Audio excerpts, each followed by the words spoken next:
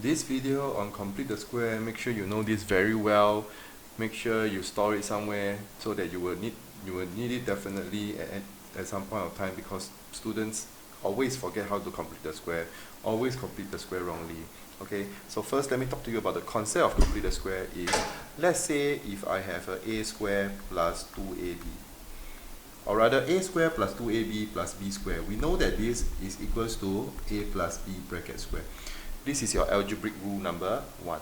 And as well as algebraic rule number 2 is a square minus 2ab plus b square equals to a minus b square. Okay, so the concept of complete the square is, if I have a square plus 2ab, okay, I need equals to 0. I need to add in my b square so that he will become a completed. This guy is called a completed square. Okay, but you cannot just add b square, to your equation. It's either you add b square to the left side and also the b square to the right side. That's one way of doing it. Okay, or I prefer it to be this way. If I have a square plus 2ab equals to 0, I will add a square plus 2ab. I would need to add b square and minus the b square equals to 0, because this one, you should not add any changes to the equation. There's no changes made to the equation.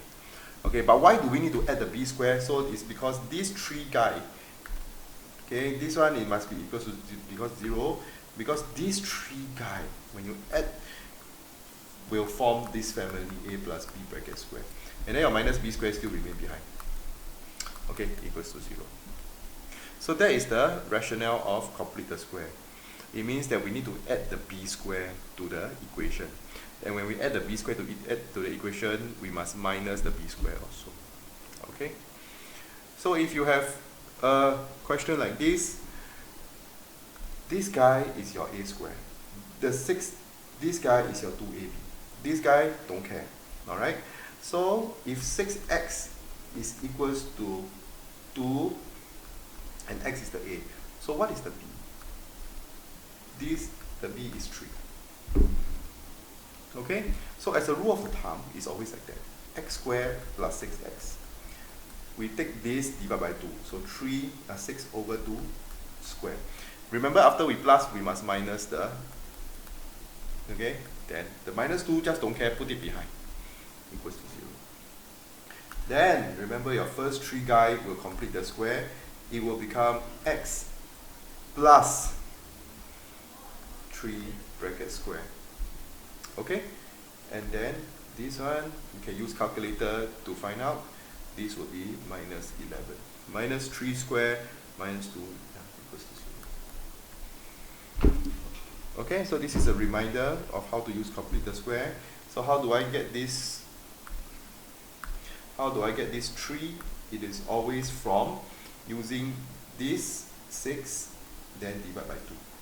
Why must I minus? Because this, you cannot make any changes to the equation in the first place. This is the added b square to make him complete the square. This number is just remain behind. Okay, so if the question asks you to use complete the square to solve this, you have to do this, followed by, you bring the 11 to the right side. Then when you square root something, you must always have positive and negative.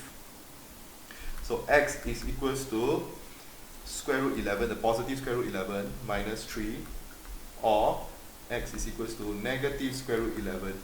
You bring the 3 over, minus 3 also. And then you can just use calculator to work it out. Now, okay, square root 11 minus 3, and that would be equals to 0.31662, approximate to 0.317, that's your 3 significant figure. Or this is equals to negative square root 11 minus 3, and I will have negative 6.31662, which approximates to negative 6.32. Okay, so remember how to complete the square from now.